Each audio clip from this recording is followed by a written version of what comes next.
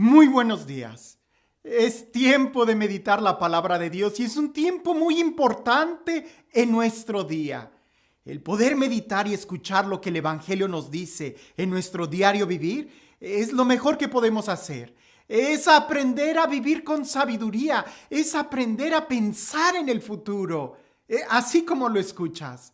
El Evangelio nos hace vivir en el presente para poder cosechar en el futuro.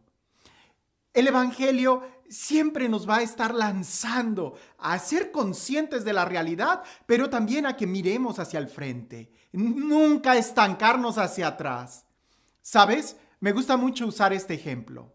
El Evangelio es como el parabrisas del carro. Sí, el cristal grande que tenemos enfrente cuando vas manejando. ¿Sabes por qué? Porque indudablemente en ese cristal nosotros nos damos cuenta en dónde estamos, pero sabemos hacia dónde nos estamos dirigiendo. ¿Sabes por qué el parabrisas es más grande que el retrovisor? El retrovisor es el espejo pequeño que está en medio. ¿Sabes por qué es más grande? Porque es más importante lo que está delante de nosotros que lo que estamos dejando atrás. El Evangelio es toda esa parte, una pequeña porción para mirar hacia atrás y aprender y saber de dónde venimos, pero siempre mirando en abundancia, en plenitud, hacia el futuro, la dirección que estamos llevando. Y eso es lo que el Evangelio nos ayuda, a centrarnos en el momento presente, pero no para estancarnos, sino para agarrar fuerza y dirección y saber muy bien a dónde queremos llegar. ¿A qué va todo esto? El Evangelio el día de hoy es muy importante especialmente en estos días que estamos viviendo. Es un Evangelio que lo deberíamos de estudiar en casa, en amistades, en familia, en la escuela, en el trabajo. Es un Evangelio que deberíamos de recordar muy bien, porque a veces cuando estamos enojados, se nos olvida lo que el Evangelio nos dice y es precisamente en esos momentos donde más deberíamos de tenerlo en cuenta. Te lo leo, dice así. En aquel tiempo, Jesús dijo a sus discípulos, si tu hermano comete un pecado, ve y amonéstalo a solas. Si te escucha, habrás salvado a tu hermano. Si no te hace caso, hazte acompañar de una o dos personas para que todo lo que se diga conste por boca de dos o tres testigos. Pero si ni así te hace caso, díselo a la comunidad. Y si ni a la comunidad le hace caso, apártate de él como de un pagano o de un publicano. Yo les aseguro que todo el que ate en la tierra quedará atado en el cielo, y todo lo que desaten en la tierra quedará desatado en el cielo. Yo les aseguro también que si dos de ustedes se ponen de acuerdo para pedir algo, sea lo que fuere, mi Padre Celestial se los concederá. Pues donde dos o tres se reúnen en mi nombre, ahí estoy yo en medio de ellos.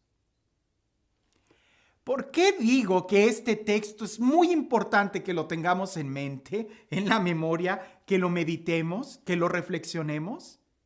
Porque todos nosotros, tarde que temprano, vamos a tener que corregir a alguien. Así como también tarde que temprano nos van a tener que corregir. La corrección es una parte fundamental de la vida cristiana, y no solo de la vida cristiana, sino de toda la sociedad. Si no nos corregimos unos a otros, no vamos a poder avanzar. Y es que uno mismo muchas veces no ve los errores que uno comete.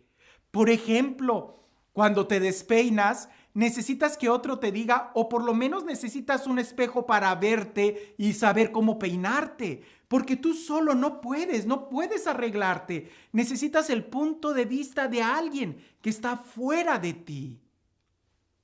Como seres humanos, sí, vamos a estar cometiendo muchos errores, pero todos nosotros queremos salir del error, queremos crecer.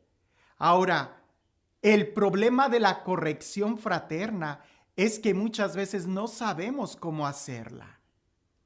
A mí como me gustaba, por ejemplo, cuando el padre Pablo me corregía, porque siempre era una enseñanza profunda. Y él, lo digo, con mucha humildad se acercaba y me hacía preguntas y poco a poco él tenía mucha paciencia. Claro, había ocasiones que me soltaba el sablazo así, esto está mal, pero la mayoría de las veces lograba convencerme o hacerme ver el error antes de decirme qué tan malo había sido lo que había hecho. Y es precisamente eso lo que nosotros debemos de aprender. El día de hoy vivimos en una sociedad y en una cultura donde parece que es un conflicto de a ver quién tiene la razón. Y muchas veces usamos los medios de comunicación para estar señalando el error de los demás y hacerlo de manera pública.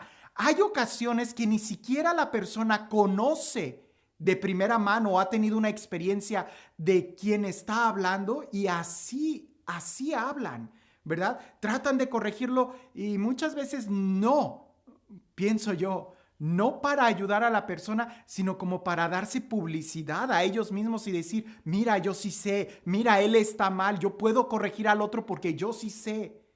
Y esa no es la actitud.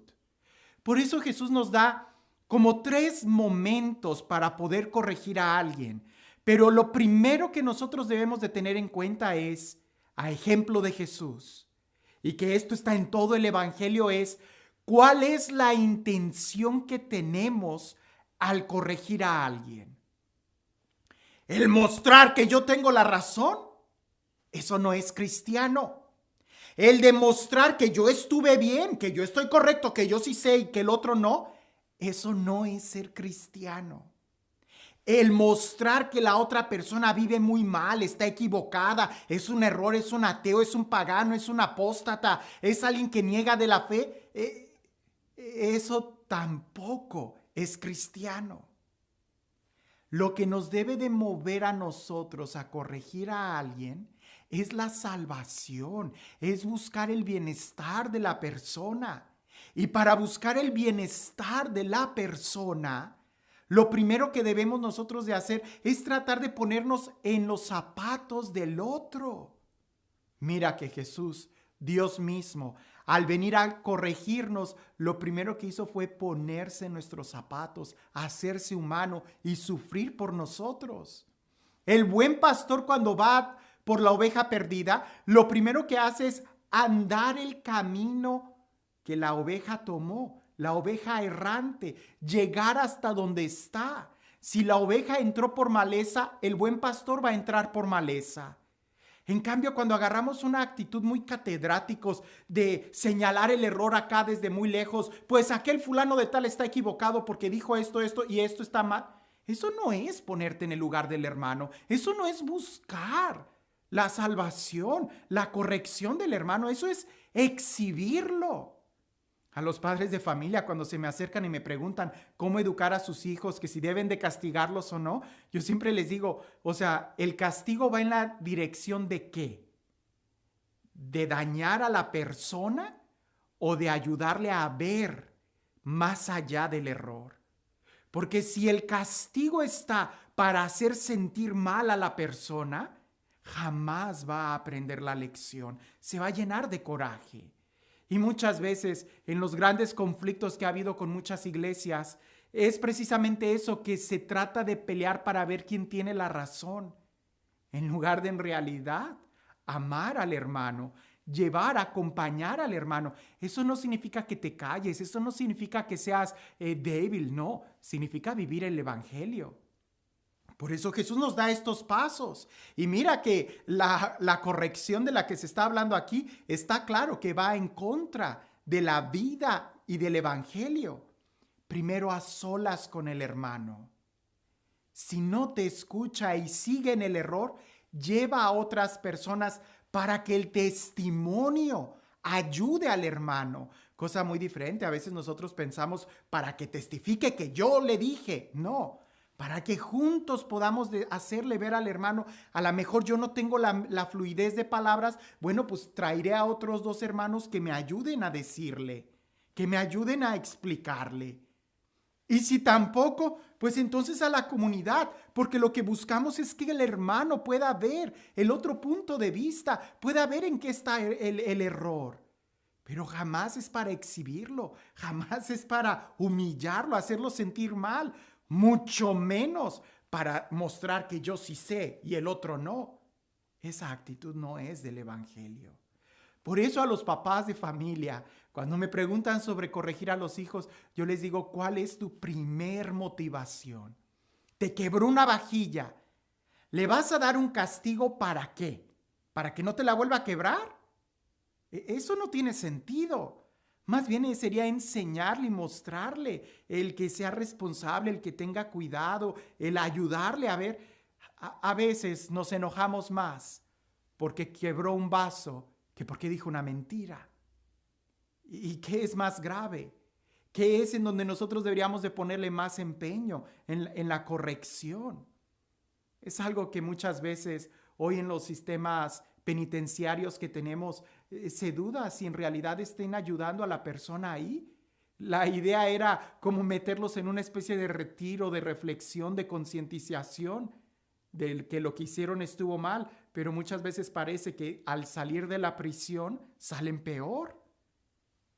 A veces así sucede. Cuando nosotros queremos corregir a alguien, si no sabemos cómo hacerlo, los frutos van a ser peores. Por eso siempre se debe de hacer con amor. Y cuando Jesús dice, cuando dos o más se reúnen en mi nombre y le piden algo al Padre en el contexto de la corrección fraterna, es orar. Es orar, vamos a ponernos de acuerdo, vamos a orar, a buscar la voluntad de Dios, que Dios venga entre nosotros. En el matrimonio, cuando pelea el esposo y la mujer, ¿de qué se trata? ¿De ver quién tiene la razón? ¿De ver quién estuvo mal? Eso no es ser cristiano. Más bien sería ver cómo juntos seguir avanzando, cómo juntos seguir caminando. Por eso en la corrección lo más importante es el hermano. No yo que corrige, ni siquiera la forma en cómo voy a corregir, ni siquiera el castigo, no. Todo va a estar en torno a ayudar al hermano. Si yo no le voy a ayudar al hermano, me quedo callado. Si el castigo que voy a usar no va a ayudar al hermano, no lo uses. Si las palabras, el discurso, los medios de comunicación que vas a usar son para ofender, discriminar, exhibir al hermano, no los uses. No, aquí se trata de ayudar al hermano. Y aquí se busca mucho la unidad. Por eso Jesús pone el énfasis al final en la unidad y en la presencia de la comunidad. Es importante que nosotros este texto lo podamos tener en cuenta, porque muchas veces cuando nos enojamos, nos sobran palabras hirientes o nos sobran argumentos que a veces es más para demostrar que yo tengo la razón en lugar de para ayudarle al hermano a ver la luz. Es importante que nosotros hagamos un alto, respiremos profundo antes de querer exhibir a alguien, de querer corregir a alguien, de querer castigar a alguien. No, se trata de ayudar al hermano y para eso debemos de aprender a ponernos en sus zapatos y entender primero el por qué. ¿Por qué llegó a esa conclusión? ¿Qué tan herido estuvo el hermano para llegar a tomar esa decisión? Ninguna persona en su sano juicio va a hacer cosas contrarias a la razón. Si está cegado en ese momento es porque ha de tener una herida muy fuerte y ningún doctor va a recetar un medicamento sin antes examinar a la persona. No des un discurso sin antes escuchar a la persona. Y si no eres capaz de escuchar a la persona, de hacerle preguntas, de poder entender lo que la persona está pasando, no digas nada. Es mejor quedarnos callados, porque entonces no solamente el hermano cometió un error, sino que también nosotros cometemos otro error al tratar de corregir de una manera falta de caridad. Y si Dios no está presente, entonces ten la seguridad que no va a haber ningún fruto bueno. Es grande la tarea, pero es importante que nosotros podamos meditar muy bien en que lo más importante es que juntos podamos llegar al reino de los cielos. Y este Dios, el Dios del amor, el Dios de la paz, el Dios de la vida, el Dios de la fraternidad, el Dios que es misericordioso, el Dios que nos enseña cómo amarnos y corregirnos, que sea Él quien el día de hoy nos bendiga, en el nombre del Padre, del Hijo y del Espíritu Santo. Cuentan por ahí que en un campo de guerra, donde la guerra estaba en lo más álgido, en lo más peligroso, se regresa el batallón y cuando llegan, un soldado se da cuenta que su amigo no había regresado de la batalla. Y va y le dice al general: general, mi compañero, mi amigo no ha regresado. Y el general le dice: olvídelo, seguramente ya murió y no voy a perder a ningún otro soldado, quédese aquí. Pues aquel soldado se regresó al campo de batalla por su amigo.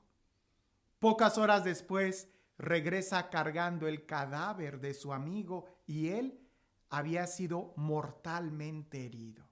Cuando llega ahí, a donde estaban todos los demás soldados, el general lo ve, se molesta mucho y le dice: ahora he perdido 2 soldados. Le dije que no valía la pena ir al campo de batalla.